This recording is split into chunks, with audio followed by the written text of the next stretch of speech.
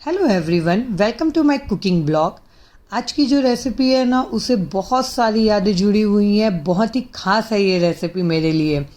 ये रेसिपी ना मुझे ना अपने घर की याद दिला देती है। जब वो टाइम था जब दिवाली में हम सारे कज़न्स ना इकट्ठा होते थे और हमारी मम्मी चाचियाँ ना मिल के चूल्हे पे गर्मा गर्म आलू गुंडा हमें बना के खिलाते थे।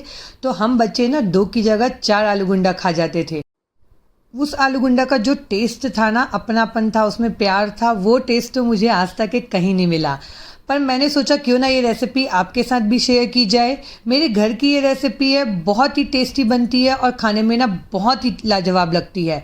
तो इसके लिए सबसे पहले मैंने क्या किया, 5 आलू को बॉईल करके रख लिया था, उसे मैंने मैश कर लिया है। अब मैं मिक्सी के जार में 2 इंच अदरक डाल रही हूँ, 2 हरी मिर्च और 6 से 7 लहसुन की कलियाँ डाल रही हूँ और इसमें डाल रही हूँ 1 चम्मच सूखा धनिया।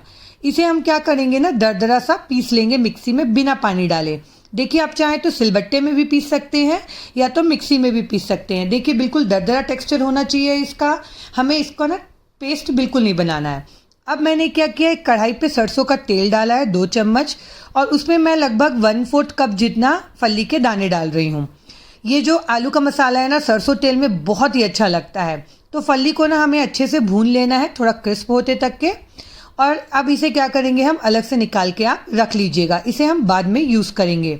सरसों के तेल का टेस्ट ना बहुत ही अच्छा आता है इस आलू की स्टफिंग में। अब ज़रूर से एक बार ट्राई करिएगा। अब उसी तेल में मैंने डाला है 1 चम्मच जीरा, 1 चम्मच सरसों और आधा चम्मच हींग। और जो हमने लहसुन और अदरक और मिर्च का पेस्ट बनाया था ना, वो डाल दिया है मैंने 2 चम्मच और 2 सूखी लाल मिर्च और थोड़ा सा हरा धनिया डंठल के साथ डाला है मैंने। इससे ना टेस्ट बहुत ही बढ़िया आता है। यहाँ पे ना जो लहसुन और अदरक का हमने पेस्ट बनाया था ना, वो पूरा पेस्ट हमें नहीं डालना है, थोड़ा सा हमें बचा के रखना है। अब मैं इसमें डाल रही हूँ 1 चम्मच धनिया पाउडर, 1 चम्मच जीरा पाउडर, आधा चम्मच के करीब हल्दी पाउडर मैंने डाला है और 1 चम्मच कश्मीरी लाल मिर्च पाउडर डाला है। उससे ना कलर और टेस्ट बहुत अच्छा आता है। जब मसाला हमारा थोड़ा भून जाएगा ना, 1 मिनट के करीब आप इसे भूनिएगा, तो हमने जो आलू मैश करके रखे हैं ना, वो हमें इसमें डाल देना है और अच्छे से इसे हमें मिक्स कर लेना है। और मिक्स करने के बाद ना हमें इसे अच्छे से लगभग 3 से 4 मिनट के लिए अच्छे से आलू को पकाना है। हमें ऐसा नहीं करना है कि आलू को मिक्स करने के बाद उतार दिए। आप इसे अच्छे से पकाइएगा ना, तो टेस्ट बहुत अच्छा आएगा। अब मैं इसमें डाल रही हूँ भुने हुए फल्ली, स्वाद अनुसार नमक। और ये डालने के बाद ना इसे एक बार फिर से अच्छे से हम मिक्स कर लेंगे और मिक्स करने के बाद इसे थोड़ा सा हम पकने देंगे 2 से 3 मिनट के लिए, ताकि क्या है ना, सारे मसाले आलू में अच्छी तरीके से मिक्स हो जाएंगे ना, तो टेस्ट बहुत ही अच्छा आता है इसका। अब लास्ट में मैं डाल रही हूँ 1 चम्मच गरम मसाला और हरा धनिया कटा हुआ। गरम मसाला ना आप जरूर से डालिएगा, इस आलू की स्टफिंग में बहुत ही अच्छा टेस्ट आता है गरम मसाले का। अब सारी चीज़ों को आप अच्छे से मिक्स कर लीजिए ताकि गरम मसाला अच्छे से मिक्स हो जाए। और देखिए, हमारा चटपटा सा यहाँ पे आलू गुंडा की स्टफिंग रेडी है। अब इसे मैं क्या कर रही हूँ, फटाफट से ना एक प्लेट में निकाल ले रही हूँ ताकि ये थोड़ा सा ठंडा हो जाए और हम अपने आगे का प्रोसेस कर पाए। एक और बात, जब आप आलू को बॉईल करें ना, तो आलू गुंडा बनाने के ना थोड़ी देर पहले बॉईल करके रख लीजिएगा ताकि वो ना गीला ना रहे। अब चलिए हम बना लेते हैं इसका घोल। तो मैंने यहाँ पे 2 कप बेसन लिया है, जो नॉर्मल बेसन होता है ना, वही बेसन मैंने लिया है। और इसमें मैं डाल रही हूँ स्वाद अनुसार नमक। नमक आप अपने अकॉर्डिंग डालिएगा। और इसमें मैं डाल रही हूँ 1 चम्मच अजवाइन। इसे हाथों से क्रश करके डाल रही हूँ। अजवाइन क्या है, हमारे पाचन के लिए भी अच्छा होता है और इसमें टेस्ट भी बहुत ही बढ़िया आता है। अजवाइन डालने के बाद मैंने जो अदरक लहसुन और मिर्च का पेस्ट जो बचा के रखा था ना, वो पेस्ट में मैंने थोड़ा सा पानी डाल दिया है और उसे डाल रही हूँ। और आधा चम्मच मैं यहाँ पे हींग डाल रही हूँ। अब इसमें क्या करेंगे, हम थोड़ा थोड़ा पानी डाल के ना इसे अच्छे से हम फाइन पेस्ट बना लेंगे। इसे बहुत ज़्यादा पतला पेस्ट हमें नहीं बनाना है, तो पानी इसीलिए ना आप एकदम से मत डालिएगा, थोड़ा थोड़ा डालते जाइएगा और इसे मिक्स करते जाइएगा। क्योंकि आलू गुंडा का जो घोल होता है ना, वो बहुत ज़्यादा पतला भी नहीं होता और बहुत ज़्यादा थिक भी नहीं होता है।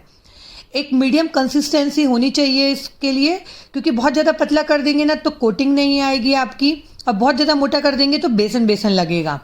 तो एक प्रॉपर इसका जो घोल है ना, वो एक प्रॉपर टेक्सचर का होना चाहिए। देखिए, ना बहुत ज़्यादा पतला है ना बहुत ज़्यादा गाढ़ा है, बिल्कुल इसी कंसिस्टेंसी का हमें घोल चाहिए। अब मैं इसमें डाल रही हूँ एकदम 1 पिंच के जितना खाने का सोडा, बेकिंग सोडा जो होता है, वो मैंने डाला है। और इसे अच्छे से आप मिक्स कर लीजिएगा। अच्छे से इसे 2 मिनट आप मिक्स करने के बाद देखिए, यहाँ पे आलू भी हमारा ठंडा हो गया है अब हम इसका क्या करेंगे ना, हम हाथों से थोड़ी थोड़ी छोटे छोटे रोल ले लेंगे इसका, और रोल करते हुए इसके हम क्या करेंगे, बॉल बना लेंगे। ताकि क्या है, जब हम आलू गुंडा बनाएंगे ना तो हमारे हाथ बार बार गंदे भी नहीं होंगे और झटपट से ये बन भी जाएगा। देखिए फटाफट से 2 मिनट भी नहीं लगेगा आपको, इसके सारे बॉल्स बना के रेडी कर लीजिएगा, ताकि क्या है ना, एक साइज के आपके आलू गुंडा बन के रेडी होंगे। आइए चलिए अब हम बनाते हैं आलू गुंडा। हम क्या करेंगे, जो हमने आलू के बॉल्स बना के रखे थे ना, वो हम बेसन के घोल में डाल देंगे। और तेल का टेम्परेचर ना यहाँ पे याद रखिएगा कि अच्छा गर्म होना चाहिए। गर्म होने के बाद ना आप उसे मीडियम टू लो में कर दीजिएगा, क्योंकि ठंडे तेल में आप यहाँ पे आलू गुंडा को डालेंगे ना तो वो बहुत ज़्यादा तेल पिएगा। अच्छे से कोटिंग कर लीजिएगा आलू को प्रॉपर तरीके से, और बस डालते जाइएगा। आलू यहाँ पे ना अच्छे से ऊपर नीचे सब तरफ आप बेसन से कोट करने के बाद ही डालिएगा, तभी वो प्रॉपर हर तरफ से ना अच्छे से बेसन की कोटिंग आएगी। और इसे डाल दीजिए। आप डालते समय ना फ्लेम को मीडियम रखिएगा, एकदम लो भी मत रखिएगा। मीडियम रखने से क्या होगा, आपका आलू गुंडा जलेगा नहीं और अच्छे से क्रिस्प भी यहाँ पे हो जाएगा। देखिए जब ये थोड़ा सा सेका जाएगा ना, तो इसे हमें क्या करना है, अलटते पलटते हुए अच्छा ब्राउन कलर होते तक के सेकना है। इसे सेकने में ना आपको 1 मिनट का समय भी नहीं लगेगा, बहुत ही फटाफट एकदम जल्दी से ये सिक के रेडी हो जाता है। अगर आपको ना भूख लगी है शाम को, अगर मौसम ऐसा हो रहा है, बारिश जैसा हो रहा है या ठंड का मौसम है, तो आप एक गर्मा गर्म आलू गुंडा एंजॉय करिएगा और बनाइएगा। बहुत ही टेस्टी लगती है खाने में। मेरे घर में तो अक्सर जब कभी भी ऐसा होता है ना कि हम फैमिली इकट्ठा होते हैं या कजिन्स इकट्ठा होते हैं, तो ये रेसिपी तो बनती ही बनती है। देखिए इसका कलर भी कितना अच्छा आ गया, अच्छे से सिक गया है ये। हमें बहुत ज़्यादा लाल भी नहीं सेकना है, अच्छा सा सुनहरा कलर आते तक के सीखना है। आप ये रेसिपी ट्राई करिएगा और मुझे बताइएगा कि आपको ये रेसिपी कैसी लगी। अगर आपको मेरी रेसिपीज अच्छी लगती है, मेरे चैनल को लाइक करिए, सब्सक्राइब करिए। मैं मिलती हूँ आपको अपने अगले ब्लॉग।